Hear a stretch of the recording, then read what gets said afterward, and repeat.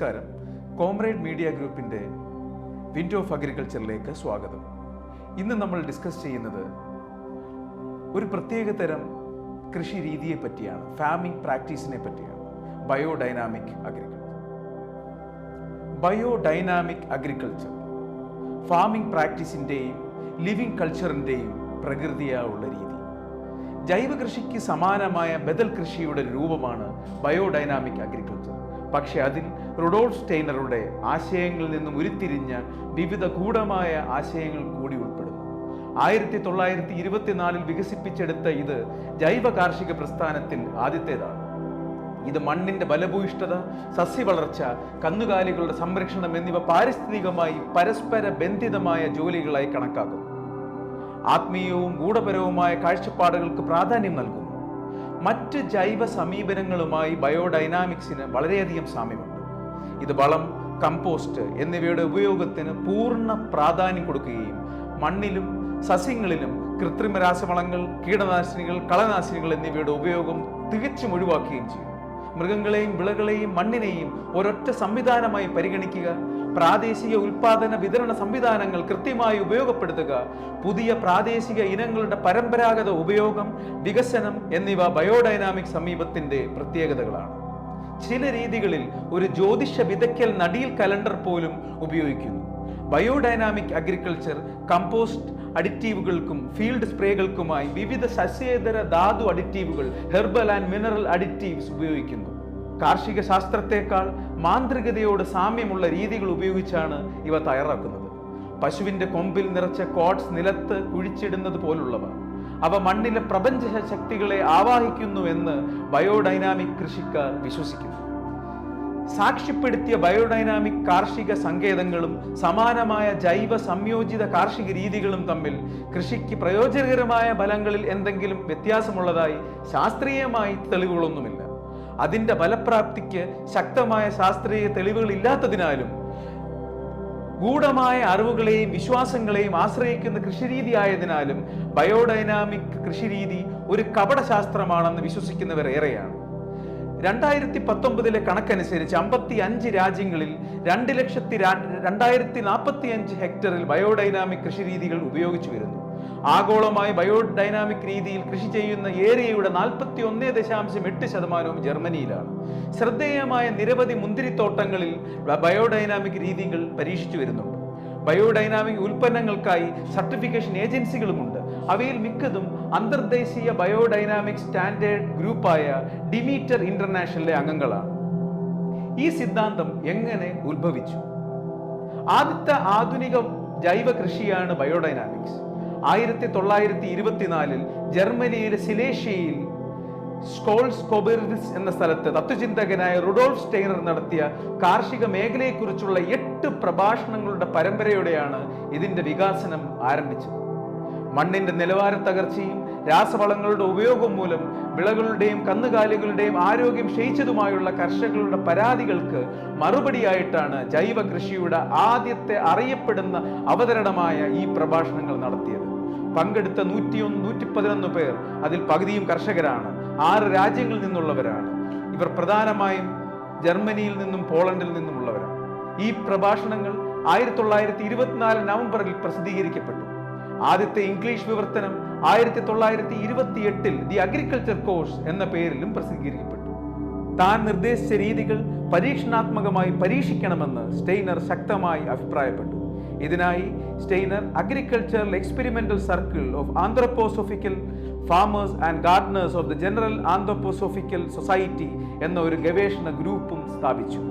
1924 1939 ഇടയിൽ Europe, America, Australia എന്നിവയുൾപ്പെടെയുള്ള ലോകമെമ്പാടുമുള്ള 800ഓളം അംഗങ്ങളെ ഈ ഗവേഷണ സംഘം ആകർഷിച്ചു. German agronomist Erhard Bartsch association for research in anthroposophical agriculture എന്ന മറ്റൊരു സംഘം മണ്ണിന്റെയും സസ്യങ്ങളുടെയും മൃഗങ്ങളുടെയും ജീവിതത്തിലും ആരോഗ്യത്തിലും ബയോഡൈനാമിക് രീതികളുടെ ഫലങ്ങൾ പരീക്ഷിക്കുന്നതിനായി രൂപീകരിച്ചു. ഈ സംഘം ഡിമീറ്റർ എന്ന പേരിൽ ഒരു പ്രതിമാസ ജേണൽ പ്രസിദ്ധീകരിക്കുവാനും തുടങ്ങി. ഈ റിസർച്ച് അസോസിയേഷനെ imperial association for biodynamic agriculture എന്ന് 1933 പുനർനാമകരണം ചെയ്തു. 1941 ദേശീയ സോഷ്യലിസ്റ്റ് ഭരണകൂടം ഇത് പിരിച്ചുവിട്ടു.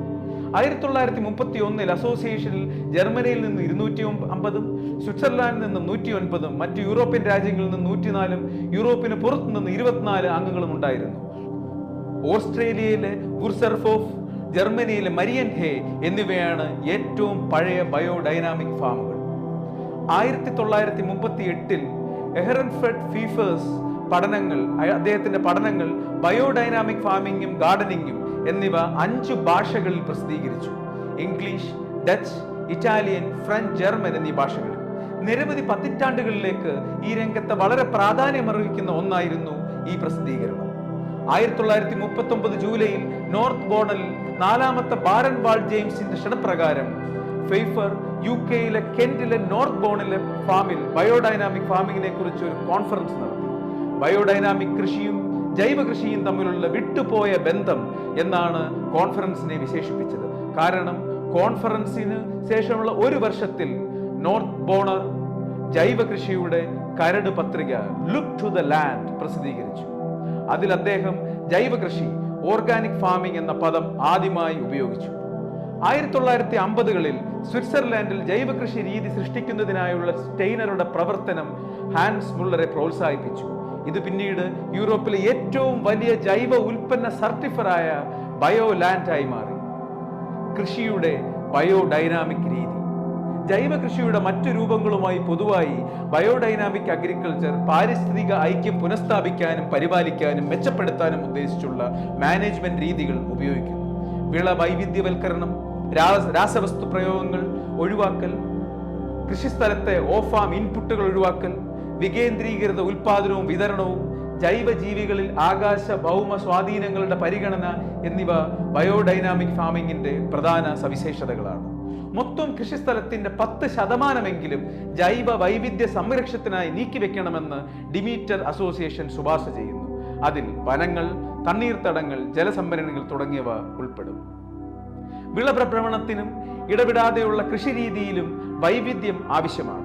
2 വർഷത്തിൽ കൂടുതൽ തുടർച്ചയായി ഒരേ കൃഷിസ്ഥലത്ത് ഒരു വാർഷിക വിളയും നടാൻ പാടില്ല.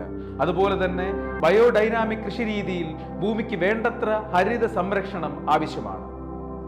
സൈറ്റ് സാഹചര്യങ്ങൾക്കനുസൃതമായി കൃഷിക്കാരൻ ഭൂമിയുടെ കാർഷിക രൂപകൽപ്പന ചെയ്യുന്നതാണ് ബയോഡൈനാമിക് മേഖലയുടെ അടിസ്ഥാന തത്വങ്ങളിലൊന്നെന്നും ഡിമീറ്റർ അസോസിയേഷൻ ശുപാർശ ചെയ്യുന്നു.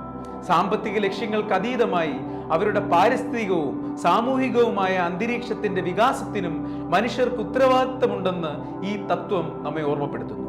വിളകൾ, കന്നുകാലികൾ, കൃഷിക്കാരൻ, മുഴുവൻ സാമൂഹിക സാമ്പത്തിക അന്തരീക്ഷം എന്നിവ ഒരു സവിശേഷമായ പ്രതിപ്രവർത്തനത്തിന് രൂപം നൽകുന്നു. ബയോഡൈനാമിക് ഫാമിങ്ങിലൂടെ ആരോഗ്യകരമായ വിളകളിലേക്ക് നയിക്കുന്ന പ്രകൃതി ശക്തികളെ വർദ്ധിപ്പിക്കാനും പിന്തുണയ്ക്കാനും കർഷകൻ ശ്രമിക്കുന്നു. ഒപ്പം പരിസ്ഥിതി, മണ്ണ്, മൃഗം അല്ലെങ്കിൽ മനുഷ്യ ആരോഗ്യം എന്നിവ തകർക്കുന്ന കാർഷിക പരിപാലന രീതികളെ തികച്ചും നിരസിക്കുന്നു. ഇവിടെ കൃഷിസ്ഥലം സ്വന്തം വ്യക്തിത്വമുള്ള ഒരു ജീവിയായാണ് കണക്കാക്കപ്പെടുന്നത്. അത് സ്വയം സുസ്ഥിരവുമാണ്. ജൈവ കൃഷിയുടെ പല രൂപങ്ങളിൽ നിന്നും ബയോഡൈനാമിക് അഗ്രികൾച്ചർ അതിൻ്റെ ആത്മീയവും നിഗൂഢവും ജ്യോതിഷപരവുമായ ദിശയിൽ വ്യത്യാസപ്പെട്ടിരിക്കുന്നു. ജപ്പാനിലെ പ്രകൃതി കൃഷി പ്രസ്ഥാനവുമായി ആത്മീയ ശ്രദ്ധയും മാനവീയത മെച്ചപ്പെടുത്തുന്നതിനുള്ള കാഴ്ചപ്പാടും ഇത് പങ്കിടുന്നു. ജൈവ ഇതര കൃഷിയുമായി താരതമ്യപ്പെടുത്തുമ്പോൾ ബയോഡൈനാമിക് ഫാമിംഗ് പാരിസ്ഥിതിക വെല്ലുവിളികളോട് കൂടുതൽ ഊർജ്ജസ്വലത പുലർത്തുന്നുവെന്നും വൈവിധ്യമാർന്ന ജൈവ മണ്ഡലത്തെ വളർത്തുന്നുവെന്നും കൂടുതൽ ഊർജ്ജ കാര്യക്ഷമമാണെന്നും കണ്ടെത്തുകയുണ്ടായി. തൻ്റെ കാർഷിക കോഴ്സിൽ സ്റ്റെയ്നർ വളം നിർമ്മിക്കാനുള്ള 9 വ്യത്യസ്ത തയ്യാറെടുപ്പുകൾ നിർദ്ദേശിക്കുകയും ഇവ എങ്ങനെയാണ് തയ്യാറാക്കേണ്ടതെന്ന് വിശദീകരിക്കുകയും ചെയ്യുന്നുണ്ട്.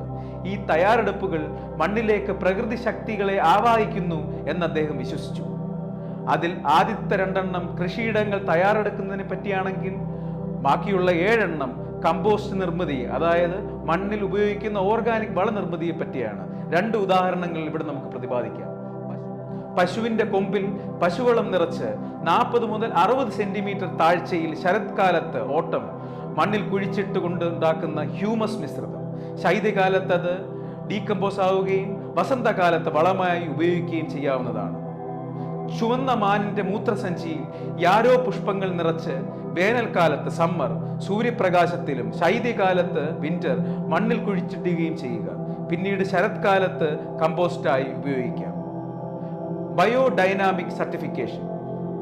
ജൈവ ഉൽപാദനത്തിനുള്ള ആദ്യത്തെ സർട്ടിഫിക്കേഷനും ലേബലിംഗ് സംവിധാനവുമാണ് 1924 സ്ഥാപിതമായ ഡിമീറ്റർ ബയോഡൈനാമിക് സർട്ടിഫിക്കേഷൻ സിസ്റ്റം. 2018 ഡിമീറ്റർ മാനദണ്ഡങ്ങൾ അനുസരിച്ച് ബയോഡൈനാമിക്കായി സർട്ടിഫിക്കേഷൻ ലഭിക്കുന്നതിന് കാർഷിക മാർഗനിർദ്ദേശങ്ങൾ, ഗ്രീൻ ഹൗസ് പരിപാലനം, ഘടനാപരമായ കാര്യങ്ങൾ, കന്നുകാലി മാർഗനിർദ്ദേശങ്ങൾ, വിളവെടുപ്പിന് ശേഷമുള്ള കൈകാര്യം, സംസ്കരണ നടപടിക്രമങ്ങൾ എന്നിങ്ങനെയുള്ള എല്ലാ മാനദണ്ഡങ്ങളും ഫാം പാലിച്ചിരിക്കണം. ബയോഡൈനാമിക് എന്ന പദം ബയോഡൈനാമിക് കർഷകരുടെ ഡിമീറ്റർ അസോസിയേഷൻ കൈവശം വെച്ചിരിക്കുന്ന വ്യാപാര മുദ്രയാണ്. കൃഷിയിലും ഭക്ഷ്യവസ്തുക്കൾ സംസ്കരിക്കുന്നതിലും ഉപയോഗിക്കുന്ന ഉൽപാദന നിലവാരം നിലനിർത്താനും ഉപഭോക്താവിനെയും ബയോഡൈനാമിക് ഉൽപ്പന്നങ്ങളുടെ നിർമ്മാതാക്കളെയും സംരക്ഷിക്കാനും ഉദ്ദേശിച്ചുള്ളതാണ് ഈ പദം. ഇന്ത്യയിലെ ബയോഡൈനാമിക് ഫാമിംഗ്. ഇന്ത്യയിലും ബയോഡൈനാമിക് ഫാമിംഗ് സജീവമാണ്. ബയോഡൈനാമിക് പ്രിപ്പറേഷൻസ് വിൽപ്പനയെയും റിപ്പോർട്ടുകളെയും അടിസ്ഥാനമാക്കിയുള്ള കണക്കനുസരിച്ച് BDAI biodynamic association of India secretary Sundeep കാമത്തിന്റെ വാക്കുകൾ. 100,000-ഓളം കർഷകർ ഏതെങ്കിലും തരത്തിലുള്ള ബയോഡൈനാമിക് ഫാമിംഗ് ഇന്ത്യയിൽ പ്രാവർത്തികമാക്കിയിട്ടുണ്ട്. ഗുജറാത്ത്, മധ്യപ്രദേശ്, ഉത്തരാഖണ്ഡ്, ഉത്തർപ്രദേശ്, ആന്ധ്രാപ്രദേശ്, കേരളം, പഞ്ചാബ്, കർണാടക, തമിഴ്നാട്, തെലങ്കാന, വെസ്റ്റ് ബംഗാൾ, ആസം എന്നിവ ബയോഡൈനാമിക് ഫാമുകൾ കൂടുതലുള്ള സംസ്ഥാനങ്ങളാണ്. കേരളത്തിൽ മാത്രം ബയോഡൈനാമിക് രീതി പിന്തുടരുന്ന 10,000-ഓളം സുഗന്ധ വ്യഞ്ജന കൃഷിക്കാരുണ്ട്. വിമർശിക്കുന്നവർ ഇതിനെ ഒരു കപടശാസ്ത്രം എന്ന് വിളിക്കുന്നുണ്ടെങ്കിലും മികച്ച വിള ലഭിക്കുന്നതിനുള്ള സമഗ്രമായ ശാസ്ത്രീയ രീതിയാണിതെന്ന് പിന്തുടരുന്നവർ പറയുന്നു. ഈ സവിശേഷമായ കൃഷിരീതിയിൽ അഭിപ്രായ വ്യത്യാസമുണ്ടെങ്കിലും ലോകമെമ്പാടുമുള്ള പല സ്ഥലങ്ങളിലും മണ്ണിന്റെ ആരോഗ്യം വീണ്ടെടുക്കുന്നതിലും പ്രകൃതിയുമായി പൊരുത്തപ്പെടുന്നതിലും ഇത് വിജയിച്ചതായി റിപ്പോർട്ടുകൾ